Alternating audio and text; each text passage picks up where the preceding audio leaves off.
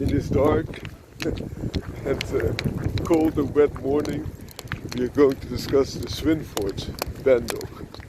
So John Swinford was a doctor, and he wanted to focus first and foremost on performance instead of appearance, where you wanted to have the ultimate protector. The dog on the leash here is just a small guy, a Bandogge terrier. And he looked at the night dogs of before, the dogs that were put on the band, so on the chain, during day and released at night to protect the regions. This was called the Bandogge. An example of the Bandogge would be the bull Mastiffss, which was a night keeper's dog against poachers and the swords. But back to John Swinford. So he wanted to recreate something like that and look at performance. First he took an English Mastiffss bitch and he paired it with an English bull terrier. Male, but this little didn't took. Then he used an American Pit Bull Terrier over an English Mastiff bitch, and this little did take, and created the most renowned of his Bandogges named Bantu. Bantu was a dog that was tested in many a performance setting, and therefore, albeit that John Swinford died prematurely and was not able to complete his breeding program, it made quite an impression. Even in a sporting dog journal, which is based normally only for canine gladiator prospects, especially dog-to-dog combat. But what many people don't know is that after this initial breeding with the English Mastiff bitch, he switched over, and especially his followers did switch over from the English Mastiff to the Italian Mastiff, in this case Mastiffss Napoletano, so the Mastiff of the Naples region of Italy. And why? Because that gave a more consistent, aggressive, protecting character than the English Mastiffs, because they were already a lot less temperamental during that time. So once also English Mastiffs were dogs of war, but they already were developed more and more to a rustic nature, whereas the Naples Mastiffs, Mastiffss Napoletano, still had that fire and protective nature much more. And also in the current days of Bandogge breedings, you see that these crosses between Neos, as they are abbreviated, and Pits are doing quite well. So first off, they say that in current day Bandogges there are no remainders of the Swinford stock.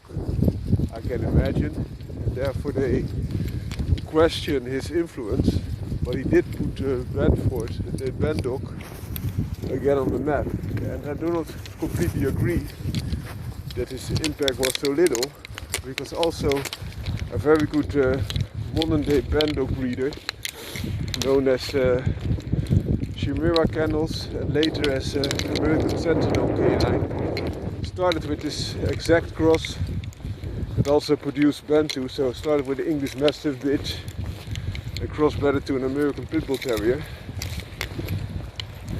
and after a while he switched more and more to breeding big sized pit bulls, so the percentage of pit bulls increased. But he did start there, and he was also a doctor, in this case a veterinarian. He's still active. And Lee Robinson is his name, and that is not without reason. And also that Dr. Swinford already was switching towards the Mastino Napoletano combined with pit bull blood is still the current day practice that you often see, especially 10 to 15 years ago, when there was a second wave of Bandogge breeders gaining popularity. You very often saw this cross, especially also because those Bandogges often had the blue color of the Mastino Napoletano and a far bigger sized body.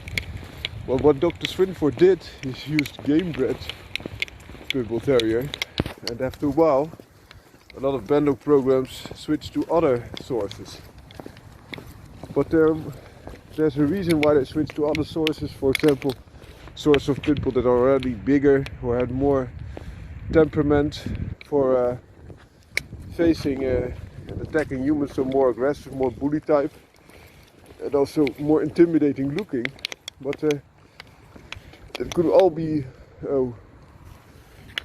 well be the case, but there was a reason why Swinford used game bred pit bull terrier, because he wanted from that side not the mass, not so much guarding properties, because game bred American pit bull terriers are often very human friendly, but he wanted the fighting spirit, the athleticism, and the never say die attitude. And that's something that is going away more and more. And why did I say that 10 to 15 years ago there was such a boom of this neo and pit bull crosses? Nowadays it's not so much a thing. It's because now you have the second, third, fourth, fifth, sometimes even 10th or more generation crosses, and they made a line of their own Bandogges. So it could give you some of the insights that are needed. And it's also an interesting thing, in my opinion, that there are also recreations of dogs that are very close to being a Bandogge. For example, the Cane Corso was almost extinct.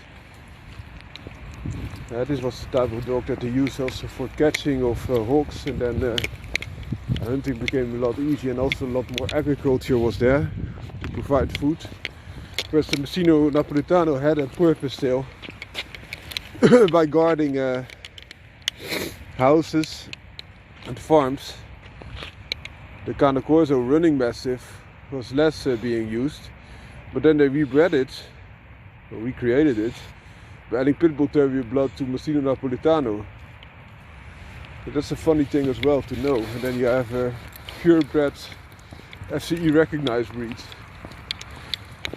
Also funny is that if you look at the American line of Cane Corso, you often see a different genetic makeup. So still Mastino Napoletano is there, and perhaps some Italian or European Cane Corso blood, but also a lot of Rottweiler, which is a German breed. And you can imagine that those type of dogs are a lot more massive than those of Italian origin that carry a lot more pit bull terrier blood. And also the indigenous real running Mastiff, the original Cane Corso that was still left.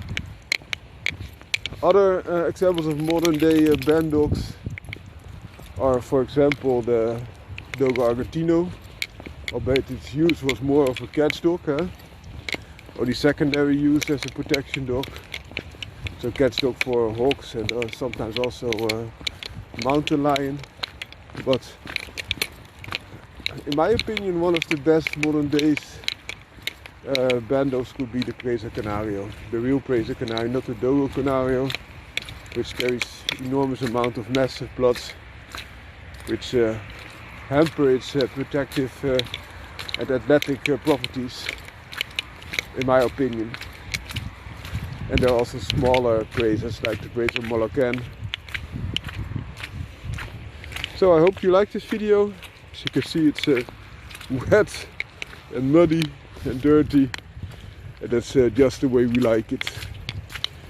Have a great day. Bye bye.